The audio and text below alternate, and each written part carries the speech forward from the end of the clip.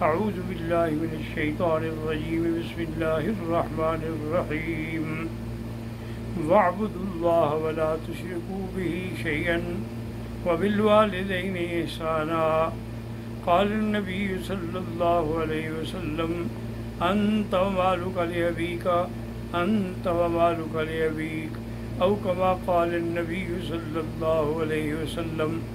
برادران کرام، آج کا درس جو ہے اطاعت والدین سے متعلق ہے، لیکن چونکہ عید الفطر قریب آ چکی ہے، ایک تو آپ دماغ میں رکھ لیں کہ اسلام کے اندر صرف یہ دو عیدیں ہیں، ایک عید الفطر ہے اور ایک عید الاضحیٰ ہے جو حج کے بعد ہوتی ہے۔ اس کے علاوہ اور کسی عید کے بارے میں نہ اللہ کے قرآن میں ہے، نہ فرمان محمد مصطفیٰ میں ہے صلی اللہ علیہ وآلہ وسلم۔ اور عید کے لیے، عید الفطر کے لیے سنت یہ ہے کہ عید پڑھنے کے لیے جانے سے پہلے کوئی میٹھی چیز آدمی استعمال کر لے، کھجور کے چند دانے کھا لے، جیسے یہاں عرب حضرات کھجوروں کے ڈبے لے کے چلتے ہیں، راستے میں بھی سب کو کھلاتے چلے جاتے ہیں تاکہ سنت جو ہے وہ ادا ہو جائے۔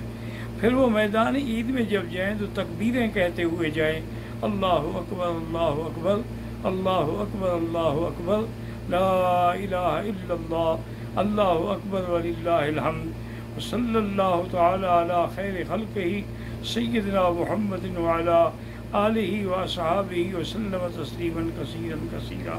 اور اسی طرح یہ بھی سنت ہے کہ جس راستے سے جائیں واپس دوسرے راستے سے آئیں، تاکہ تمام راستوں کے اندر اللہ کی تکبیر، تحلیل اور تسبیح کا زبانوں پر ورد ہو اور اس کا پورے ذکر کا شور ہو، پورے عالم تک مسلمانوں کی اجتماع کی آواز پہنچے۔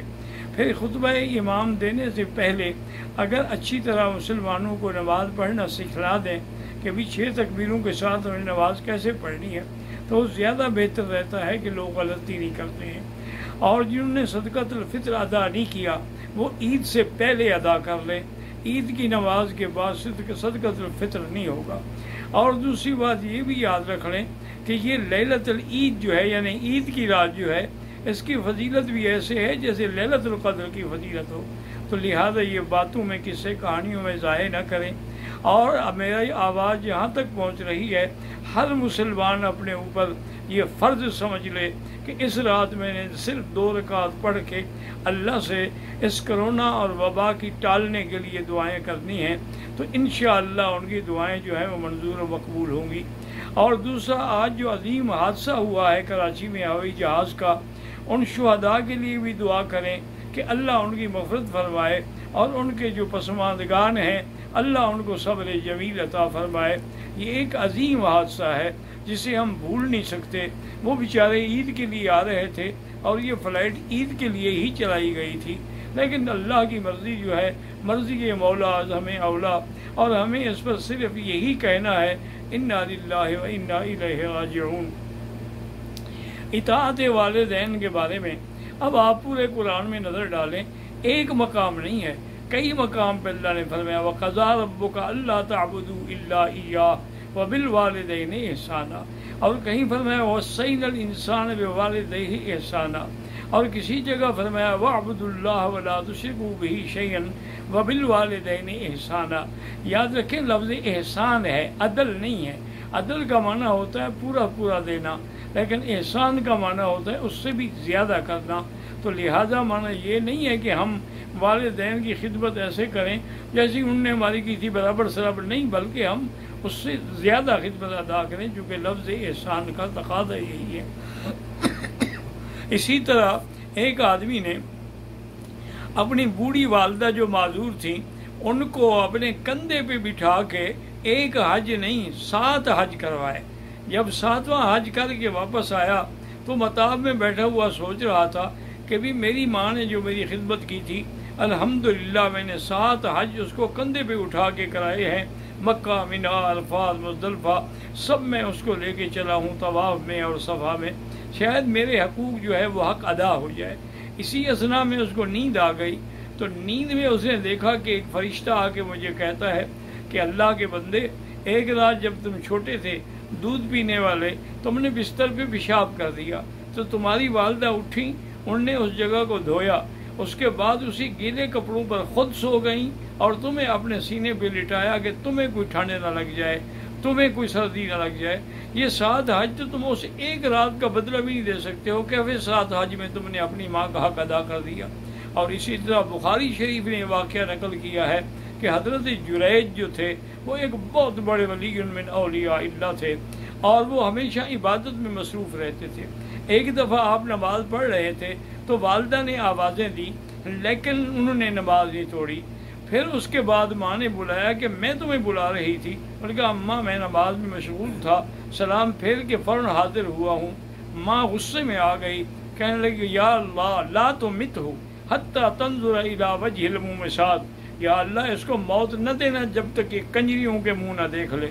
ماں نے بد دعا دے دی۔ بس ماں کی بد دعا لگنی تھی، چونکہ ایک قاعدہ ہے حدیث میں آتا ہے کہ 3 دعائیں ایسی ہیں جو رد نہیں ہوتی، ایک والدین کی دعا ہے اور ایک مظلوم کی دعا ہے اور ایک مسافر کی دعا ہے۔ یہ دعائیں اللہ تبارک و تعالیٰ فوراً قبول کرتے ہیں، اور جو آدمی نافرمانی کرتا ہے والدین کی اس کو سزا آخرت کے علاوہ دنیا میں بھی مل جاتی ہے۔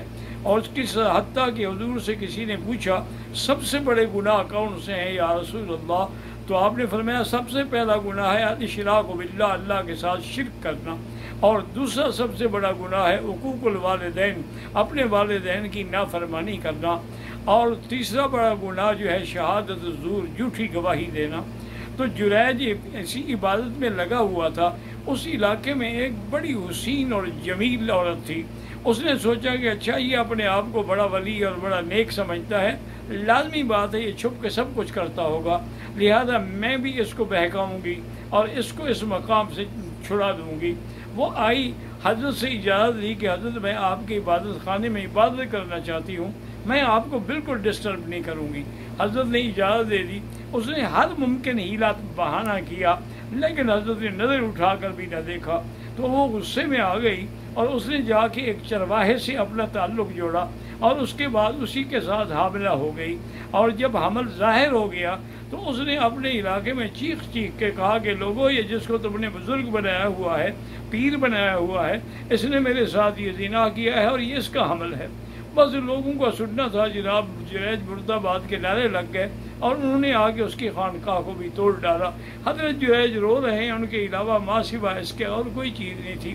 بہرحال جب وہ بچہ پیدا ہو گیا تو وہ پھر آ گئی لے کے کہ یہ تمہارا بچہ ہے، اس کو سنبھالو، اور ساری دنیا کے لوگ بھی اکٹھے ہو گئے۔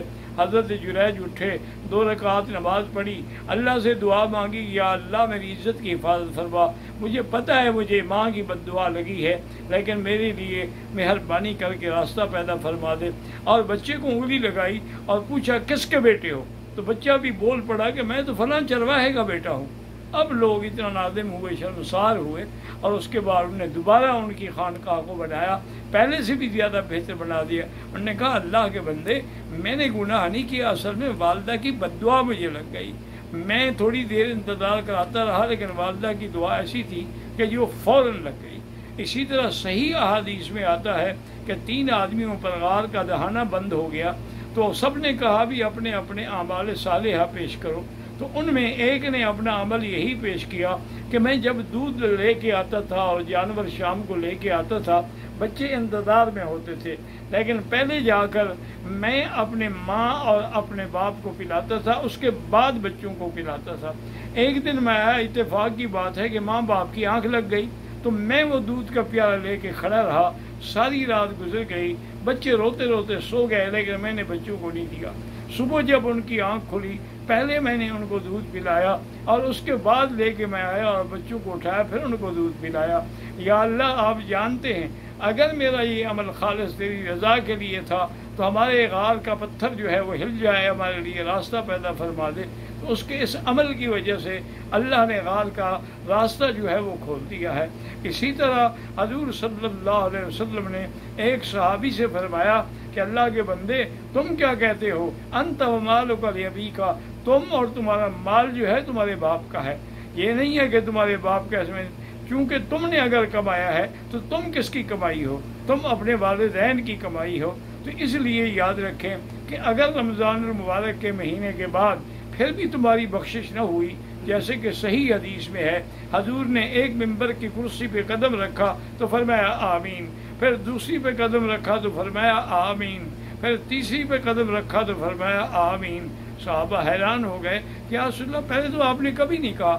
آپ نے فرمایا جب میں نے پہلی سیڑھی پہ قدم رکھا تو جبریل علیہ السلام آئے، انہوں نے کہا جو آپ پہ نام سن کے بھی درود نہ پڑھے اللہ اس کو ہلاک کرے، تو میں نے کہا آمین۔ دوسری سیڑھی پہ میں نے قدم رکھا، انہوں نے کہا جس کے والدین ہوں یا کوئی بھی زندہ ہو اور وہ ان کو راضی کرنے کی کوشش نہ کرے، ان کی رضا حاصل کر کے جنت حاصل نہ کرے، اس کے لیے بھی ہلاکت ہے، تو میں نے کہا کہ آمین۔